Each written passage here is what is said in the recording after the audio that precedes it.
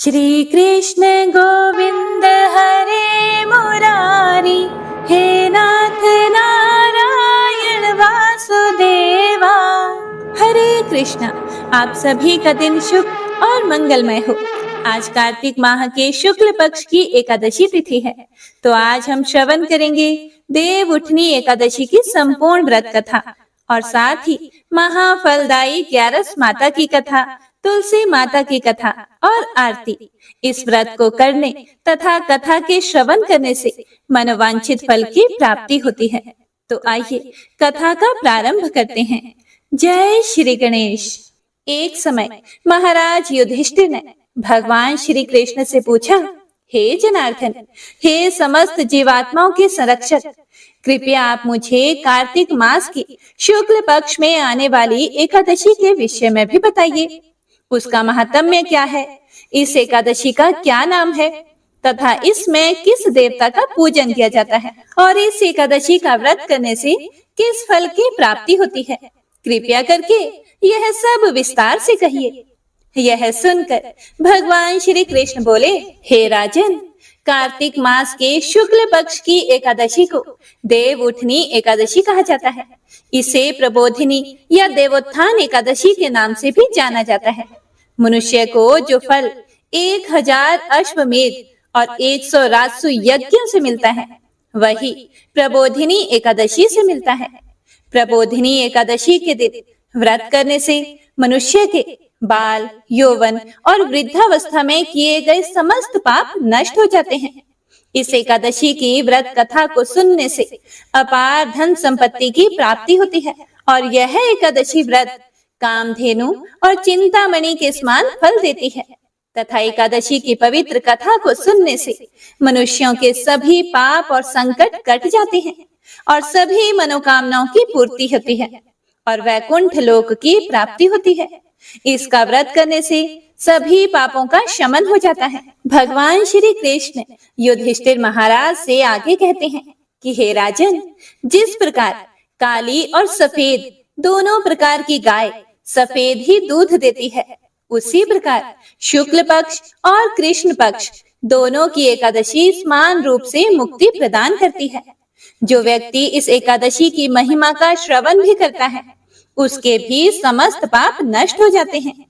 हे प्रिय भक्तों, भगवान श्री कृष्ण एकादशी का महात्म्य बताने के बाद युधिष्ठिर महाराज से बोले कि हे राजन, अब मैं तुम्हें पापों का नाश करने वाली तथा पुण्य और मुक्ति प्रदान करने वाली प्रबोधिनी एकादशी की कथा सुनाता हूँ। एकाग्रता पूर्वक सुनो। इस विषय में मैं तुम्हें नारद जी और ब्रह्मा जी के बीच हुए वार्तालाप को सुनाता हूँ। पौराणिक कथा के अनुसार एक राज्य था जहाँ के सभी निवासी एकादशी व्रत का पालन किया करते थे। पालन इतना सख्ती से होता था कि एकादशी के दिन क्या मनुष्य और क्या पशु पक्षी किसी को भी भोजन नहीं दिया जाता था। एक बार एक बाहरी व्यक्ति राजा के राज्य में नौकरी पाने की इच्छा से पहुंचा। तब राजा ने नौकरी देने का वचन तो दे दिया, लेकिन एक शर्त के साथ। शर्त यह थी कि महीने में जो एकादशी आती है, उन दोनों दिन उसे भोजन नहीं मिलेगा। नौकरी के चलते व्यक्ति ने राजा की बात तो मान ली, लेकिन जब अगले महीने एकादशी आई तो राजा के कहे अनुसार उस व्यक्ति को अन्न नहीं मिला। हालांकि उसे राजा की ओर से फलाहार की सामग्री प्रदान की गई थी, लेकिन उस व्यक्ति से भूख बर्दाश्त नहीं हुई और वह राजा से अन्न की मांग करने लगा। वह राजा के सामने अन्न के लिए गिड़गिड़ाने लगा। राजा ने उस व्यक्ति को नौकरी की शर्त याद दिलाते हुए अन्न देने से मना कर दिया, लेकिन भूख से बेबस वह मनुष्य अन्न की मांग करता रहा, जिसके बाद राजा ने उसे अन्न देने का आदेश जारी कर दिया। राजा के आदेश पर उस व्यक्ति को कच्ची भोजन सामग्री दी गई। अब भोजन सामग्री पाकर वह मनुष्य खुश हो गया और नदी के किनारे पहुंच गया। नदी के तट पर पहुंचते ही उसने स्नान किया और भोजन पकाने की तैयारी में जुट गया। जैसे ही भोजन तैयार हुआ, उसने सबसे पहले भगवान श्री हरि विष्णु का स्मरण किया और उन्हें भोजन पर आमंत्रित करने लगा। उसकी प्रार्थना सुनकर भगवान श्री हरि विष्णु अपने चतुर्भुज स्वरूप में पीले वस्त्र धारण किए हुए प्रकट हुए। वह मनुष्य भगवान के साथ भोजन करने लगा। भगवान विष्णु ने भी उसके साथ बड़े ही प्यार से खाना खाया और फिर वह अपने धाम को वापस लौट गए। हे प्रिय भक्तों, इसके बाद जब दोबारा से कार्तिक की एकादशी आई तो उस व्यक्ति ने राजा से फिर से ज्यादा मात्रा में खाना मांगा, जिसका कारण उसने यह बताया कि वह भगवान के साथ भोजन करता है और पहली एकादशी पर भोजन कम पड़ गया था। व्यक्ति की यह बात सुनकर राजा अचरज में पड़ गया। राजा को उस व्यक्ति की बात पर भरोसा नहीं हुआ। राजा मन ही मन सोचने लगा कि इतने सालों से वह एकादशी का व्रत कर रहा है, लेकिन भगवान ने उसे आज तक दर्शन नहीं दिए। वहीं जिसने एकादशी का कभी व्रत भी नहीं किया, भगवान उसके साथ भोजन करते हैं। यह कैसे हो सकता है? राजा के मन में अविश्वास देखकर उस व्यक्ति ने राजा को अपने साथ चलने को कहा। एकादशी के दिन राजा एक पेड़ के पीछे छिप गया और वह व्यक्ति हमेशा की तरह अपने नियम अनुसार स्नान ध्यान करके और भोजन बनाकर भगवान को बुलाने लगा। लेकिन इस बार भगवान नहीं आए। व्यक्ति ने कई बार भगवान से आने के लिए प्रार्थना की, लेकिन मानो भगवान ने उसकी हर प्रार्थना अनसुनी कर दी हो। जिसके बाद उस व्यक्ति ने नदी में कूदकर भगवान से अपनी जान देने की बात कही। वह व्यक्ति नदी में कूदने ही जा रहा था कि तभी भगवान श्री हरि विष्णु प्रकट हो गए और उसे रोक लिया। वे उसके साथ बैठकर भोजन करने लगे और भोजन करने के बाद भगवान उस व्यक्ति को बैठाकर अपने साथ अपने धाम ले गए। राजा ने यह पूरा दृश्य छुप कर देखा और तब उसे इस बात का ज्ञान हुआ कि मन की शुद्धता के साथ ही व्रत और उपवास करना चाहिए, तभी व्रत का पूर्ण फल प्राप्त होता है।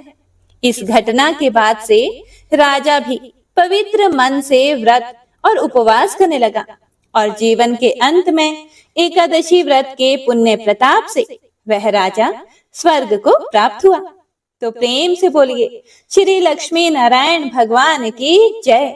आइए अब देव उठनी एकादशी की दूसरी कथा को सुनते हैं। स्वयं भगवान श्री कृष्ण युधिष्ठिर महाराज से कहते हैं, हे राजन, एक बार एक राजा था। उसके राज्य में प्रजा हर प्रकार से सुखी थी। वह राजा भगवान विष्णु का परम भक्त था और नियम पूर्वक एकादशी का व्रत रखा करता था। और एकादशी के दिन उस राजा के राज्य में कोई भी अन्न ग्रहण नहीं करता था। यहाँ तक कि कोई भी उस दिन ना तो अन्न खरीदता था और ना ही कोई बेचता था। सभी फलाहार करते थे। एक बार भगवान ने राजा की परीक्षा लेनी चाहिए। तब भगवान श्री हरि विष्णु एक सुंदर रूप धारण करके सड़क किनारे बैठ गए। तभी राजा उधर से निकला और सुंदरी को देखकर चकित रह गया।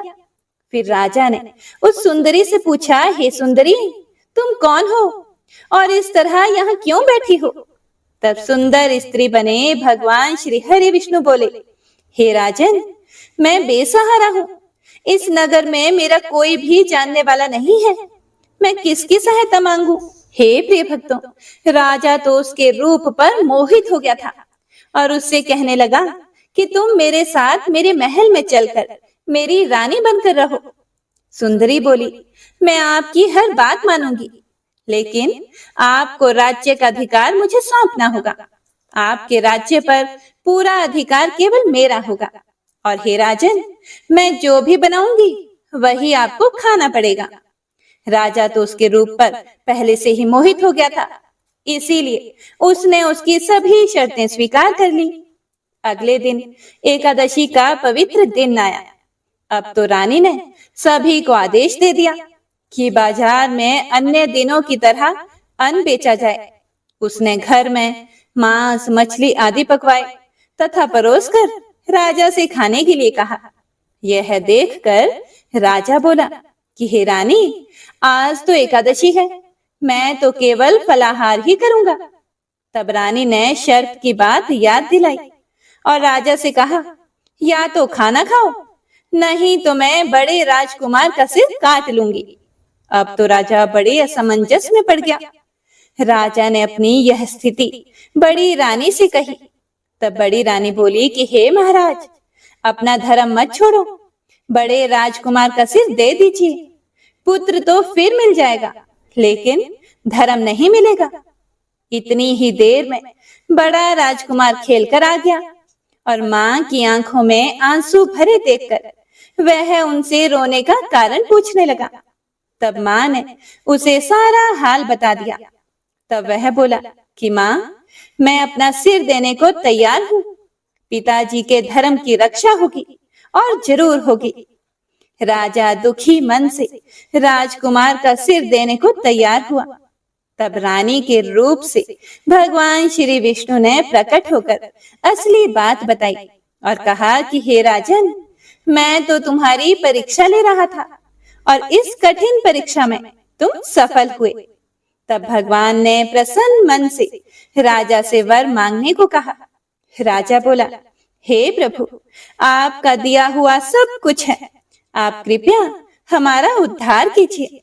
ठीक उसी समय एक दिव्य विमान वहां उतरा। राजा ने अपना राज्य पुत्र को सौंप दिया और वह विमान में बैठकर परम धाम को चला गया। जय श्री हरि विष्णु। सभी प्रेम से बोलिए लक्ष्मी नारायण भगवान की जय। बोलिए तुलसी शालिग्राम भगवान की जय। हे प्रिय भक्तों, आइए अब मनोकामनाओं की पूर्ति करने वाली बड़ी ही सुंदर कथा को सुनते हैं। इस कथा को पूरा अवश्य सुनिएगा। एक बार माता लक्ष्मी भगवान विष्णु जी से पूछती हैं कि हे स्वामी, तुलसी के पास दीपक जलाने का क्या महत्व है और रोज शाम को तुलसी के पास दीपक क्यों जलाया जाता है? इससे मनुष्य को कौन सा फल प्राप्त होता है? तुलसी के पास दीपक जलाने की विधि क्या है तथा दीपक जलाते समय कौन से मंत्र का उच्चारण करना चाहिए? कृपया करके आप मुझे विस्तार से बताइए। तब भगवान विष्णु जी कहते हैं कि हे देवी लक्ष्मी, आज आपने समस्त मानव जाति के कल्याण के लिए बहुत ही महत्वपूर्ण प्रश्न किया है। आपके इस प्रश्न का उत्तर देने से पहले मैं आपको एक प्राचीन कथा सुनाता हूँ, जिससे आपको सभी प्रश्नों के उत्तर मिल जाएंगे। इसीलिए आप इस कथा को ध्यान पूर्वक सुनिए। इस कथा को ध्यान से पूरा सुनने मात्र से ही मनुष्य को 100 वर्षों तक तुलसी के पास दीपक जलाने का पुण्य फल प्राप्त होता है। फिर माता लक्ष्मी कहती हैं, हे स्वामी, मैं इस कथा को सुनने के लिए उत्सुक हूँ। कृपया आप इस कथा को सुनाना प्रारंभ कीजिए। हे प्रिय भक्तों, तब भगवान विष्णु माता लक्ष्मी को वह कथा सुनाने लगते हैं। हे देवी लक्ष्मी, पूर्व काल की बात है। दक्षिण दिशा में तुंगभद्रा नाम की एक बहुत बड़ी नदी है।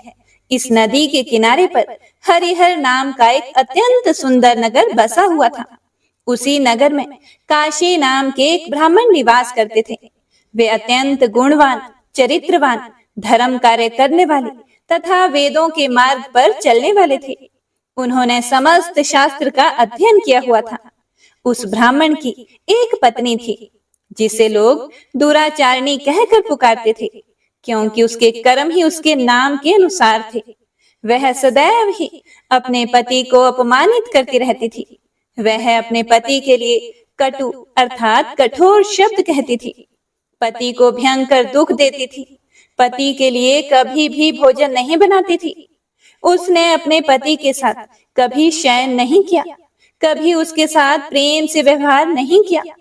पति के मित्र, परिवार के लोग घर पर आते तो वह स्त्री उनको अपमानित करके भगा दिया करती थी और स्वयं काम भोग से उन्मत्त होकर निरंतर अन्य व्यभिचारिणी स्त्रियों के साथ घूमा करती थी।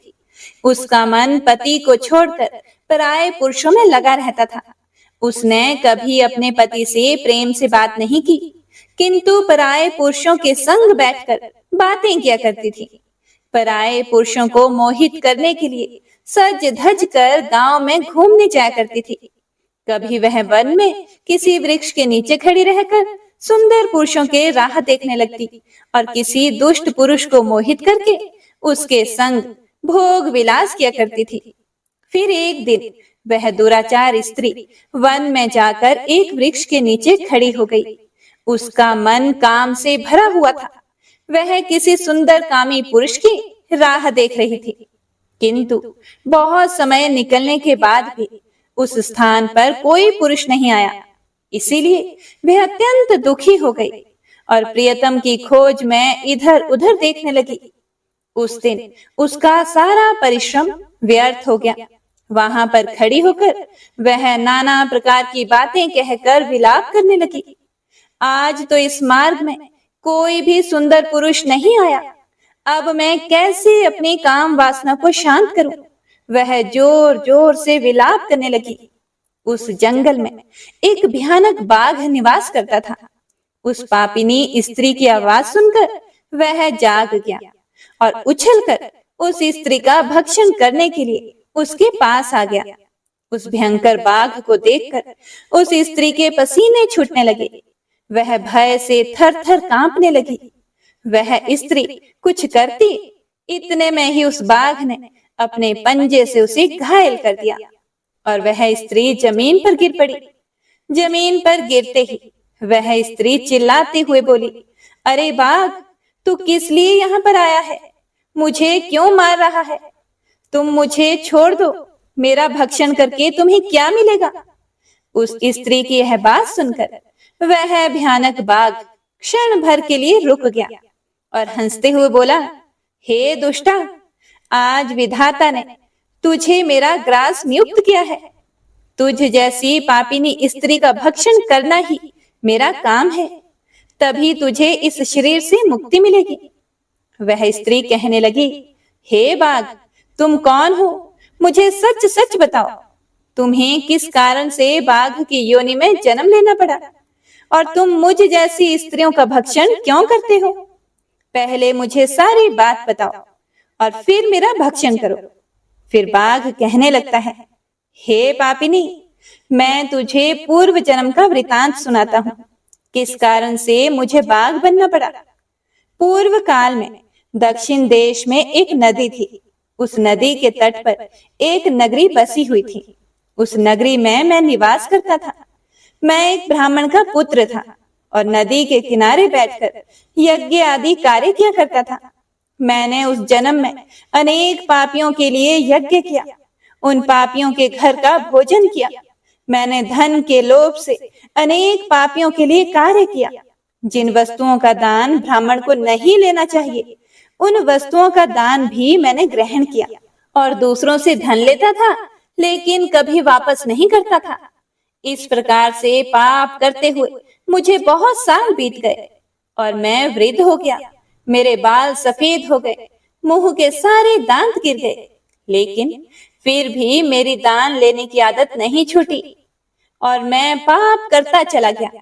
फिर एक दिन मैं धन के लोभ से नदी किनारे गया और अन्य धूर्त ब्राह्मणों के साथ मिलकर हमने लोगों को ठगा।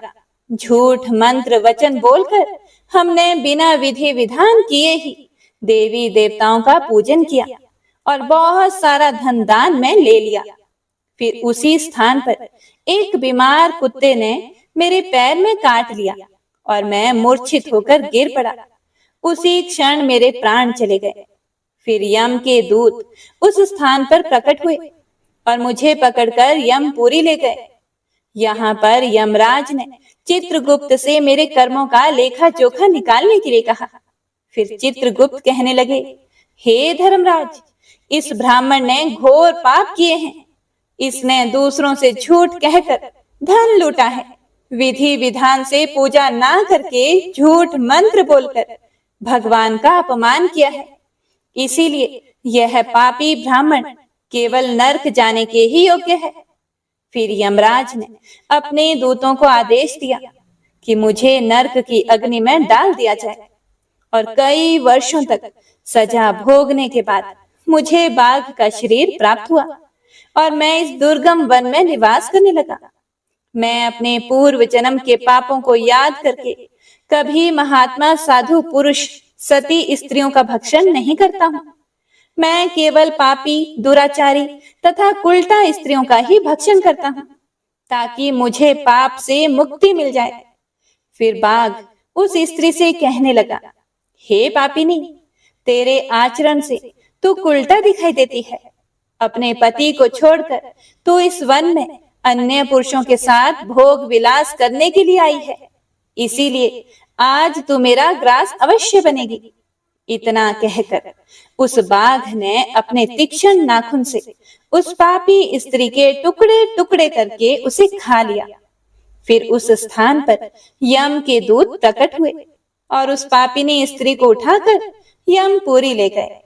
चित्रगुप्त ने उस स्त्री का लेखा जोखा निकाला और यमराज को बताया। यमराज ने उस स्त्री को घोर नरक में डाल दिया।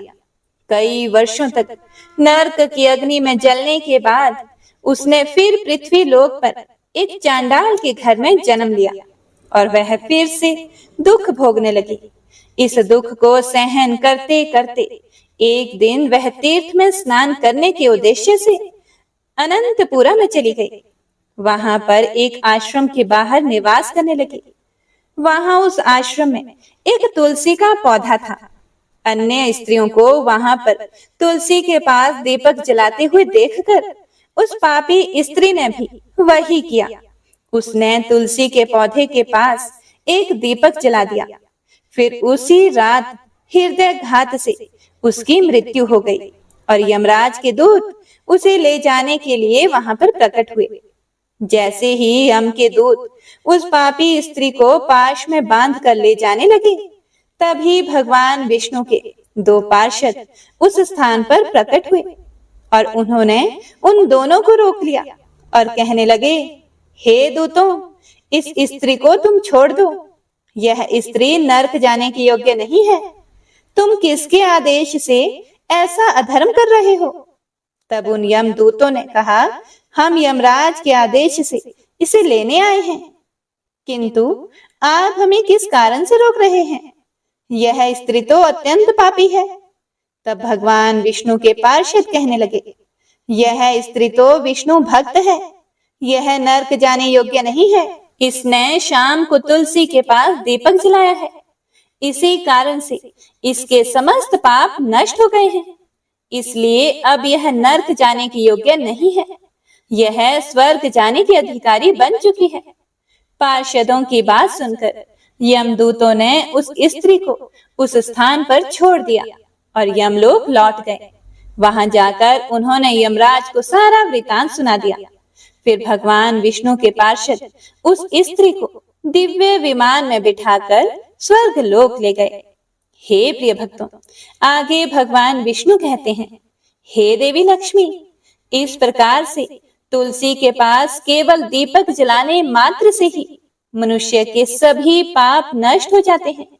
जो स्त्री नित्य शाम को तुलसी के पास दीपक जलाती है, वह सौभाग्यशाली बनती है। उसके पूर्व जन्मों के सभी पाप नष्ट हो जाते हैं। उसे सुख समृद्धि की प्राप्ति होती है। भगवान विष्णु कहते हैं, हे देवी लक्ष्मी, हजारों अमृत के घड़ों से नहलाने पर भी श्री हरि विष्णु को उतनी तृप्ति नहीं होती जितनी वे मनुष्यों के द्वारा तुलसी का एक पत्ता चढ़ाने से प्राप्त करते हैं। 10,000 गौदान से मानव जो फल प्राप्त करता है, वही फल तुलसी पत्र के दान से पा लेता है। जो मृत्यु के समय अपने मुख में तुलसी पत्र का जल पा लेता है, वह संपूर्ण पापों से मुक्त होकर भगवान श्री हरि विष्णु के धाम में जाता है। हिंदू धर्म में तुलसी के पौधे का महत्व सबसे अधिक है। इसकी सबसे पहले पूजा भगवान विष्णु जी ने की थी। भगवान विष्णु कहते हैं कि जिस प्रकार से देवी लक्ष्मी से वैकुंठ को ऐश्वर्य प्राप्त है, उसी प्रकार से वैकुंठ में तुलसी के कारण ही पवित्रता प्राप्त है। पृथ्वी लोक पर जिस स्थान पर भी तुलसी का पौधा होता है, उस स्थान पर कभी भी बुराई का वास नहीं होगा। ऐसा स्थान सबसे अधिक पवित्र होगा। इसी कारण से हमें हमारे घर में तुलसी का पौधा अवश्य लगाना चाहिए। हे प्रिय भक्तों, तो इस प्रकार से भगवान विष्णु ने माता लक्ष्मी को तुलसी के पास दिया जलाने का महत्व बताया।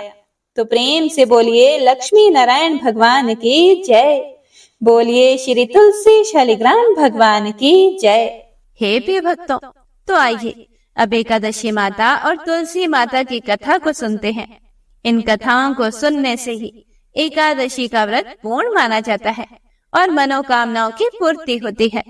एक बार एक बूढ़ी माँ ने एकादशी का व्रत रखा। बड़े ही भक्ति भाव से पूजा अर्चना की।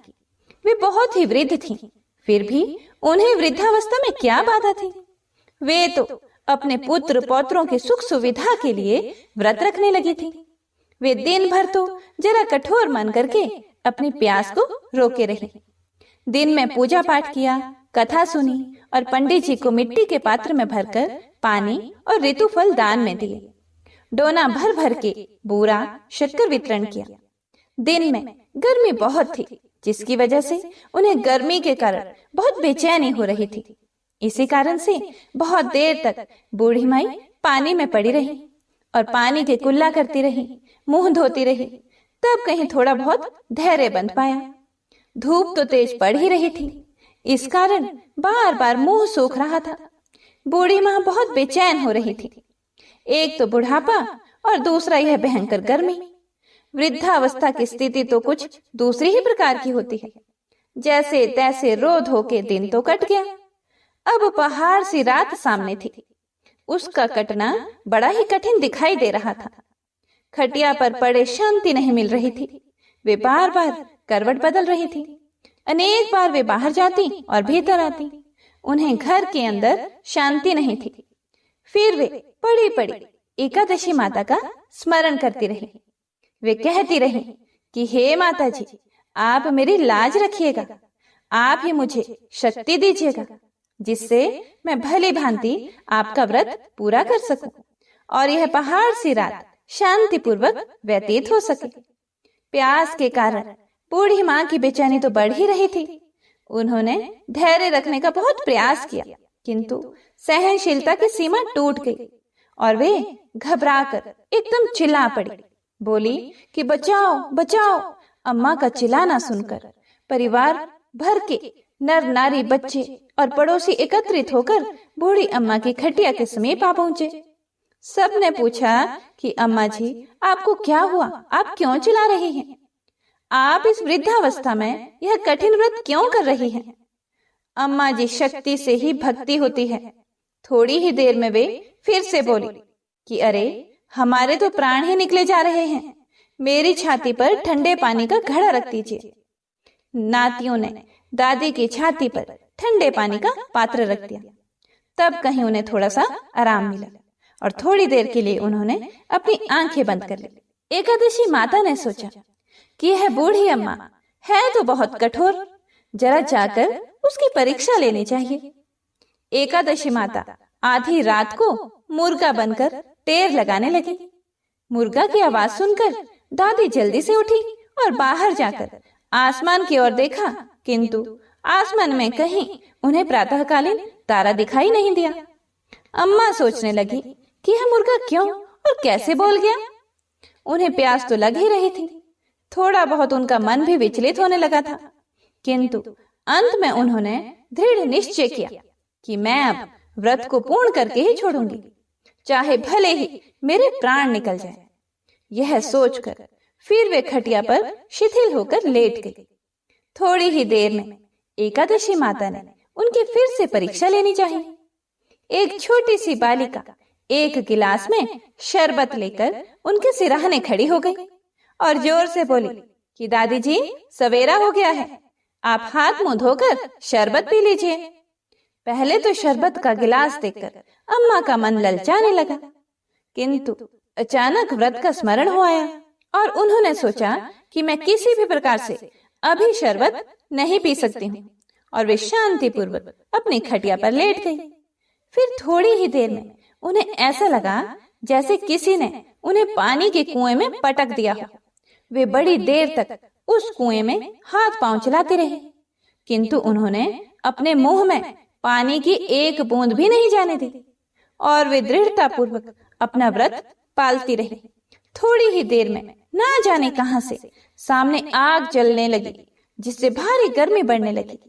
प्यास के कारण प्राण निकलने लगे, किंतु बूढ़ी अम्मा का कुछ भी नहीं बिगाड़ पाया। वे जहां की तहां मुस्कुराती हुई सी बैठी रही। थोड़ी ही देर में बाहर प्रकाश दिखाई देने लगा। ऐसा लगा कि जैसे सवेरा हो गया हो।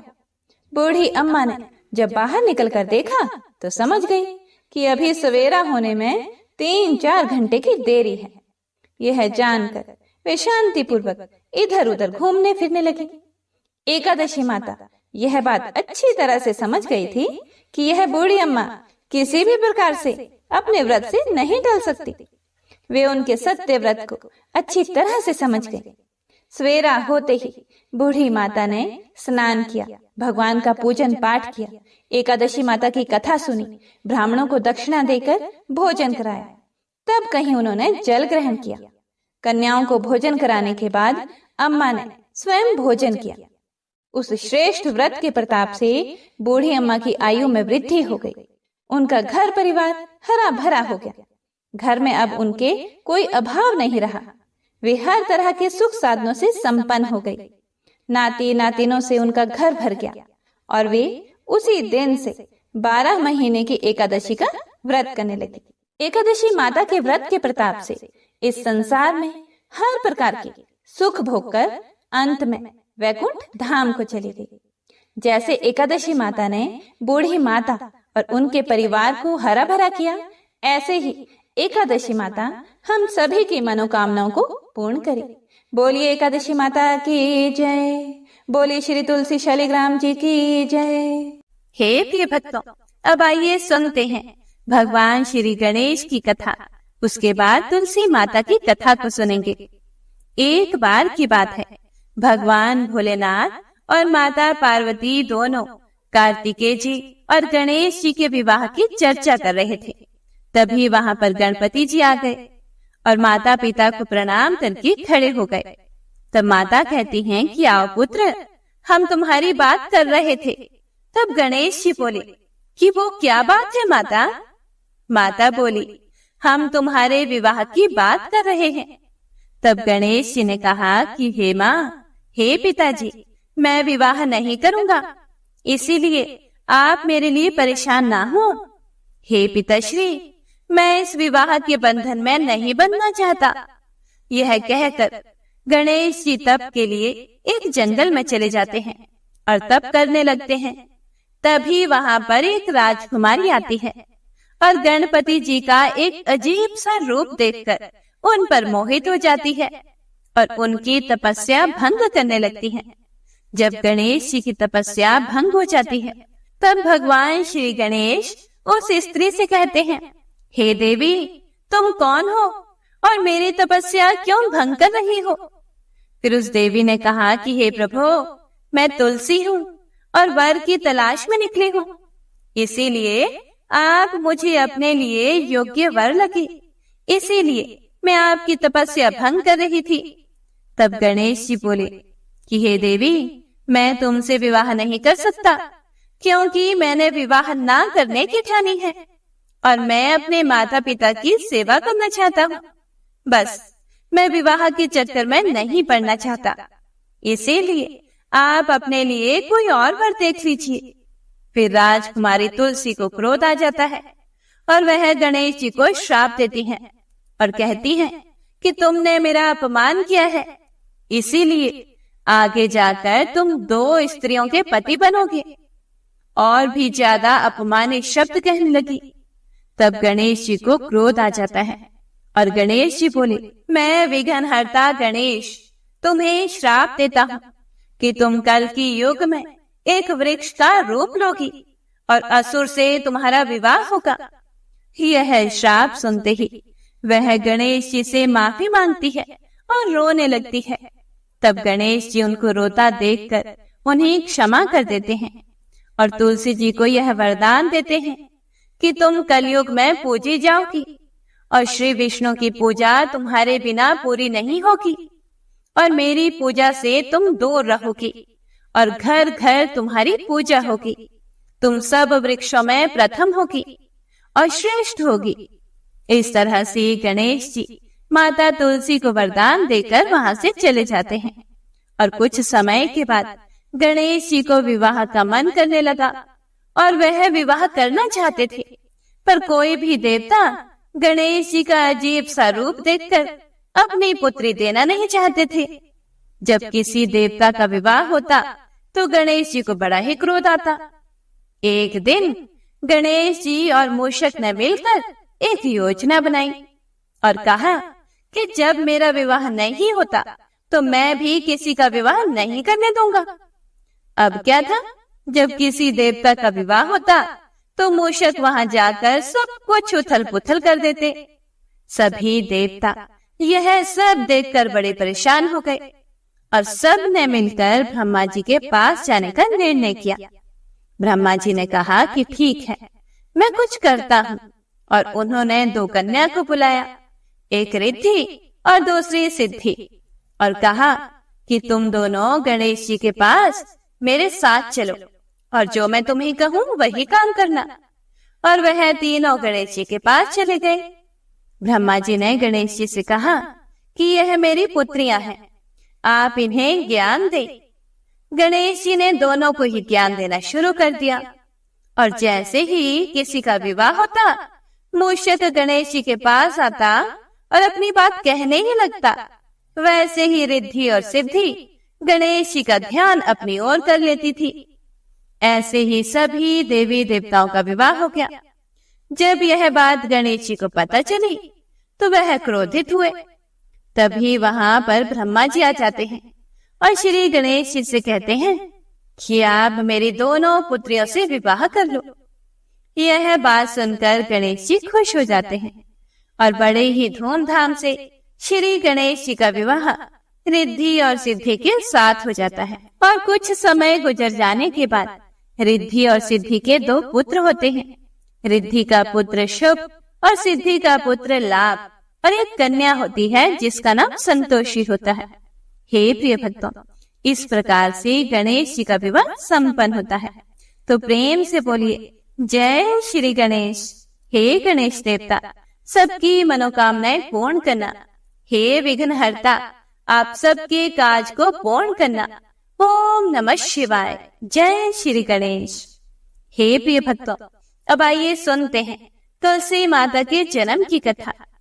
एक बार भगवान शिव के नेत्र से तेज रूपी भयानक ज्वाला निकली, जिसे सृष्टि की रक्षा के लिए भगवान शिव ने समुद्र में डाल दिया। भगवान शिव से निकले उस महान तेज से एक बालक का जन्म हुआ, जो बहुत ही तेजस्वी और शक्तिशाली था। जल में जन्म होने के कारण उसका नाम जलंधर पड़ा। कालांतर में जलंधर असुरों का राजा बना। जलंधर का विवाह दैत्यराज कालनेमी की पुत्री वृंदा के साथ हुआ। वृंदा परम ईश्वर भक्त और पतिव्रता स्त्री थी। जब भी जलंधर युद्ध में जाता, तब वृंदा पति की रक्षा के लिए भगवान के ध्यान में लीन हो जाया करती थी। और जलंधर पतिव्रता स्त्री के तेज से युद्ध में सुरक्षित रहता था। एक बार स्वर्ग का आधिपत्य पाने के लिए जलंधर असुरों की विशाल सेना के साथ देवताओं से जा भिड़ा। जलंधर के नेतृत्व में असुरों ने देवताओं को पराजित कर दिया। स्वर्ग पर असुरों का राज हो गया। देवता गण भागे भागे देव गुरु बृहस्पति जी के पास पहुंचे। बृहस्पति जी के कहने पर देवता गण भगवान विष्णु जी की शरण में पहुंचे। देवता की प्रार्थना सुनकर भगवान विष्णु उनकी सहायता के लिए जलंधर से युद्ध करने के लिए गए, पर भगवान विष्णु शिव के तेज से उत्पन्न जलंधर को पराजित नहीं कर सके और उसे वर मांगने को कहा। फिर जलंधर ने बड़ी ही चालाकी से भगवान विष्णु को लक्ष्मी सहित अपने महल में रहने का आग्रह किया, जिसे भगवान विष्णु मना भी नहीं कर सके। इस तरह से जलंधर ने भगवान श्री हरि विष्णु से भी अभय प्राप्त कर लिया। इसके बाद हार कर देवतागण देव गुरु बृहस्पति के साथ भगवान शिव की शरण में गए देवताओं की सहायता करने के लिए भगवान शिव जलंधर से युद्ध करने के लिए गए और भगवान शिव भी उसे पराजित नहीं कर सके, क्योंकि वृंदा का सतीत्व तेज उसकी रक्षा में था। भगवान विष्णु शिव जी के पास पहुंचे और कहा कि हे देव, जो आप अपने तेज से उत्पन्न जलंधर को पराजित नहीं कर पा रहे हैं, उसका कारण जलंधर की पतिव्रता स्त्री वृंदा के सतीत्व की शक्ति है। आप जलंधर से युद्ध करें और मैं वृंदा का ध्यान भटकाने का प्रयत्न करूंगा, क्योंकि जलंधर का वध सृष्टि के कल्याण के लिए आवश्यक है। यह कहकर भगवान श्री हरि विष्णु जलंधर का रूप धर के उनके महल में पहुंचे तथा तब वृंदा अपना पति आए समझकर तप छोड़कर उनकी सेवा सत्कार में लग गई। इधर युद्ध में भगवान शिव ने जलंधर का वध कर दिया। जलंधर का वध होते ही दूत वृंदा को खबर देने पहुंचे। तब वृंदा को समझ में आ गया कि उसके साथ छल हुआ है। तब वृंदा ने विष्णु भगवान को अपने असली रूप में आने को कहा और क्रोध में आकर वृंदा ने विष्णु भगवान को श्राप दिया कि एक सती स्त्री का सतीत्व भंग करने के अपराध में तुम हृदयहीन पत्थर हो जाओ। विष्णु जी ने वृंदा के श्राप को शिरोधार्य कर कहा, हे देवी वृंदा, तुम्हारे तथा जलंधर के कल्याण के लिए मुझे ऐसा करना पड़ा। तुम दोनों को श्राप मुक्त करना था। तुम भी अब अपना शरीर त्याग कर तुलसी बिरवा के रूप में जन्म लोगी और मेरी पूजा तुलसी दल से होगी। मैं शालिग्राम पत्थर बनूंगा। मेरे शीश पर तुम आदर से विराजमान होंगी। तुम्हारे पतियों की हड्डियों के चूर्ण से शंख की उत्पत्ति होगी। उस शंख ध्वनि से देवताओं तथा मेरी पूजा आराधना होगी। जहाँ शंख ध्वनि होगी वहाँ मंगल में मैं विराजमान रहूंगा। तुमने पूर्व जन्म में बद्रीवन में मुझे पाने के लिए बड़ी तपस्या की थी। अब अगले जन्म में मैं नारायण प्रस्तर के रूप में बद्रीनाथ वन में स्थापित होऊंगा और मेरी पूजा अर्चना फल फूल से न होकर तुम्हारी तुलसी दल से होगी। मेरे शीश पर विराजमान होकर तुम मुझसे भी ऊंचा पद प्राप्त करोगे। हे प्रिय भक्तों, इसके बाद वृंदा योगा अग्नि में भस्म हो गई। तब उसी भस्म से एक पौधा उत्पन्न हुआ जिसे तुलसी कहा गया। भगवान विष्णु के उसी पत्थर रूप की मतलब की शालिग्राम से तुलसी विवाह की परंपरा शुरू हुई। इस प्रकार से भगवान विष्णु ने तुलसी का उद्धार किया। तो प्रेम से बोलिए लक्ष्मी नारायण भगवान की जय। बोलिए श्री तुलसी शालिग्राम की जय। हरे कृष्णा। आइए अब सुनते हैं एकादशी माता की आरती। ओम जय एकादशी जय एकादशी जय एकादशी माता। विष्णु पूजा व्रत को धारण कर शक्ति मुक्ति पाता। तेरे नाम गिनाऊं देवी भक्ति प्रदान करनी। गण गौरव की देनी माता शास्त्रों में वरनी। ओम जय एकादशी माता। विष्णु पूजा व्रत को धारण कर शक्ति मुक्ति पाता। मार्गशीर्ष के कृष्ण पक्ष की उत्पन्ना। विश्व तारिणी जन्मी। शुक्ल पक्ष में हुई मोक्षदा मुक्तिदाता बन आई। ओम जय एकादशी माता। विष्णु पूजा व्रत को धारण कर शक्ति मुक्ति पाता। पौष के कृष्ण पक्ष की सफला नामक है। शुक्ल पक्ष में होए पुत्र दान अधिक रहे। ओम जय एकादशी माता। विष्णु पूजा व्रत को धारण कर शक्ति मुक्ति पाता।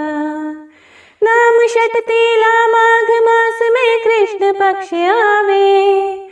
शुक्ल पक्ष में जया कहावे विजय सदा पावे। ओम जय एकादशी माता। विष्णु पूजा व्रत को धारण कर शक्ति मुक्ति पाता। विजया फागुन कृष्ण पक्ष में शुक्लामल की, पाप मोचनी कृष्ण पक्ष में चैत्र महाबल की। ओम जय एकादशी माता, विष्णु पूजा व्रत को धारण कर शक्ति मुक्ति पाता। चैत्र शुक्ल में नाम कामदा धन देने वाली, नाम बरूथिनी कृष्ण पक्ष में वैशाख माहवाली। ओम जय एकादशी माता, विष्णु पूजा व्रत को धारण कर शक्ति मुक्ति पाता। शुक्ल पक्ष में हुए मोहिनी अपरा ज्येष्ठ कृष्ण पक्षी, नाम निर्जला सब सुख करनी शुक्ल पक्ष रखी। ओम जय एकादशी माता, विष्णु पूजा व्रत को धारण कर शक्ति मुक्ति पाता। योगिनी नाम आषाढ़ माह में जानो कृष्ण पक्ष करनी, देवशयनी नाम कहायो शुक्ल पक्ष धरनी। ओम जय एकादशी माता, विष्णु पूजा व्रत को धारण कर शक्ति मुक्ति पाता।